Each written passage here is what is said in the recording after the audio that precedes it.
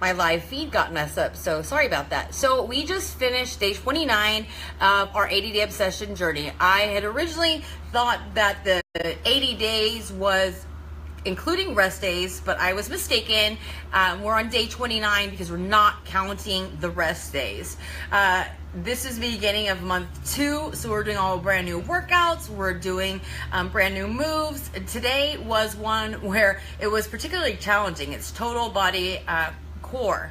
So we were using the sliders, we were using weights, and we were moving really fast. There were some moves where you'd have to like squat, pull, lift, stand up, and I'm not coordinated. And I remember thinking like, God, this is so hard. Like I remember those voices in my head starting to creep in saying that I couldn't do it.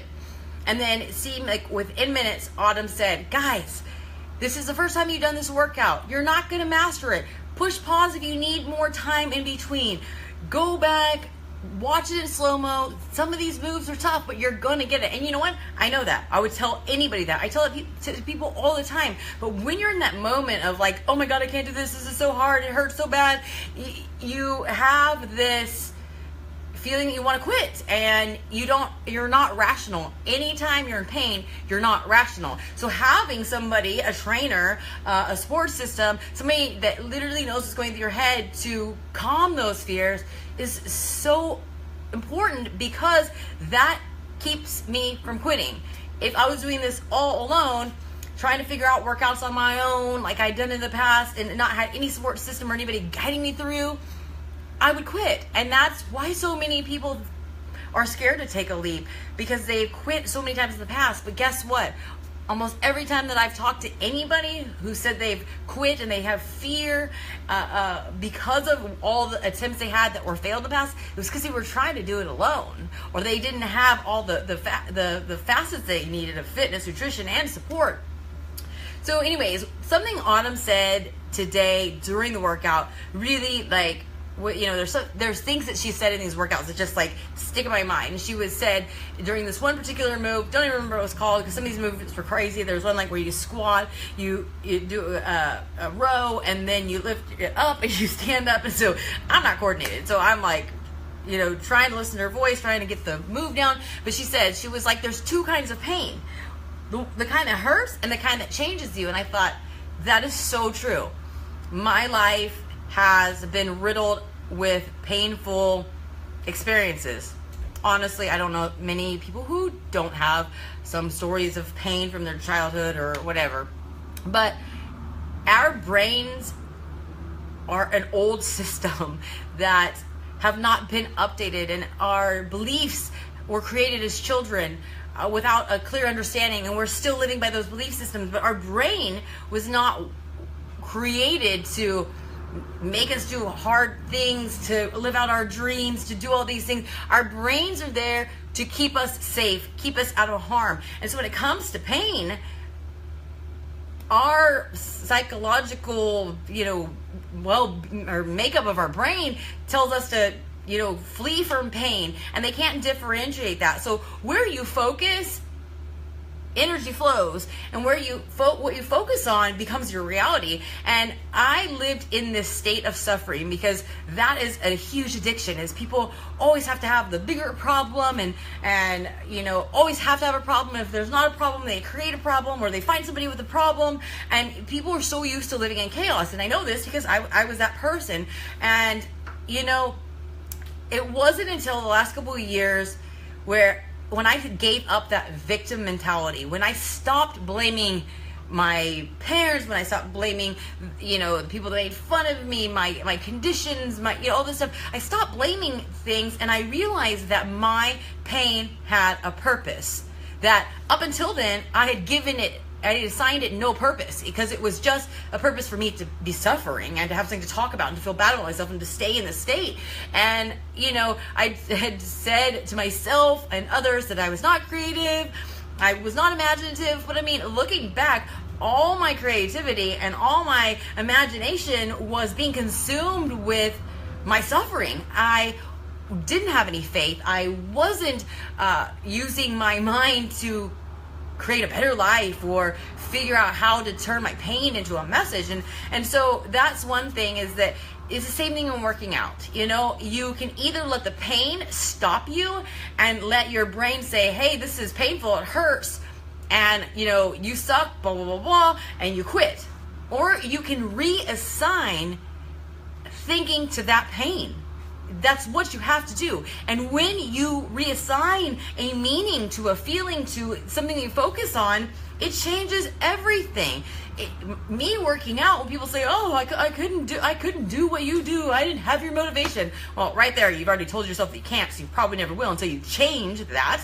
And I'm hoping that every time I talk about this, I'm getting you to think so that you change your thoughts. Because really, I never knew anybody who had great results. And then when I met my coach, I thought, she did it, but somebody like me could never have those results. Well, my mind was lying to me.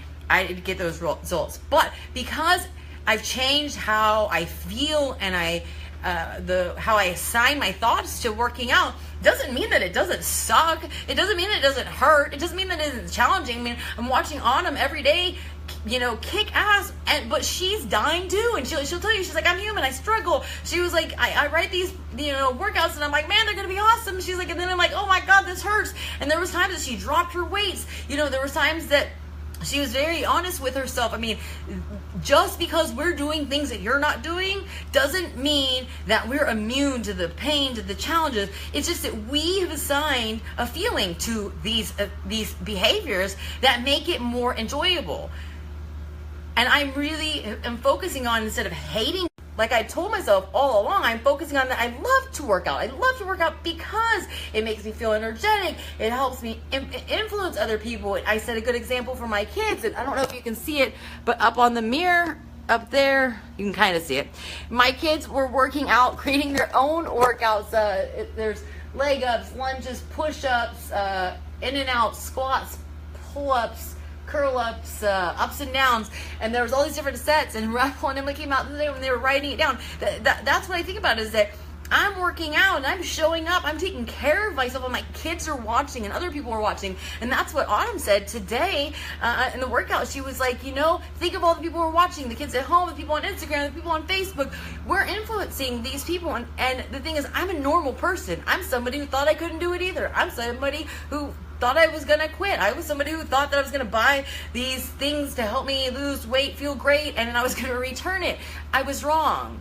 And so, you know, I share these things with you because don't get in your head and let that stop you. I mean, so many people have good intentions. They're gonna do it, and then they don't, because they let their brain get in the way. Your brain is a liar. Your brain needs to be rewired. You don't understand that your brain is like an archaic, you know, processing system. Things that happened to you as a child that you didn't understand, you didn't have the right logic, you didn't have the right skills at the age, but you assigned a meaning to things. Like, I'm working through my abandonment issues because I, from very early on, assigned connection with pain. So if we're connected, eventually you're going to let me down, eventually you're going to leave me, eventually you're going to hurt me. Well, those things show up in every part of my life, my business, my friendships, my relationships, everything. And so I'm trying to fix that, because that is not true. Connection does not, it can lead to pain, but it doesn't equal pain. It has equaled pain, and, you know, I have to work through those things. And so these are the things that, you know, maybe you watch somebody, you know, do something and you thought, God, that doesn't work. And so then you just closed your mind off to ever doing something like that. And so that's, you know, one thing that I have really changed about myself is my way of thinking, because the way you think becomes your reality. And, you know, a lot of you who've known me for my whole entire life, or known me for the last decade, or followed me for the last 5 years, you've seen my mindset radically change. You've seen my priorities change. I mean, literally 2 years ago, I was all about partying. In fact, Labor Day of 2 years ago, I was like falling down drunk, blacked out drunk. I mean, that's it. Now, I mean, if you want to drink alcohol, that's fine, but I am not into alcohol at all. I am sober. I have very strong feelings about alcoholism and how it's promoted. So obviously, it's because I changed the meaning and the way I saw something. And you always have that ability to do that. good or bad. And it's all about mindset. And that's why you hear me talk about Tony Robbins. You hear me talk about the books that I'm reading or listening to a lot of times. That's why you see me going to seminars. That's why you see me making sure that I'm spending time with the people who are doing the same thing, because who you associate with directly influences your thoughts. If you want to be successful, if you want to be happy, you want to be challenged, you want to hang out with people who are going to be positive, who are going to challenge you, who do have things in common with you and want more out of life, or guess what? You're going to get complacent. You're going to take on their way of thinking and their perspective, because we are so easily influenced. And if you don't agree with that, check out Facebook. Everybody's influenced by everybody's opinions and the things that are hitting the news waves. But anyways, mindset is everything, and how it's gotten me to where I am. And I'm so thankful that somebody took a chance on me and didn't allow my no and my fears and doubts to stop her from believing in me. And that's, my gift that I will continue to pay forward, is believing in other people, and really helping the people who will meet me halfway.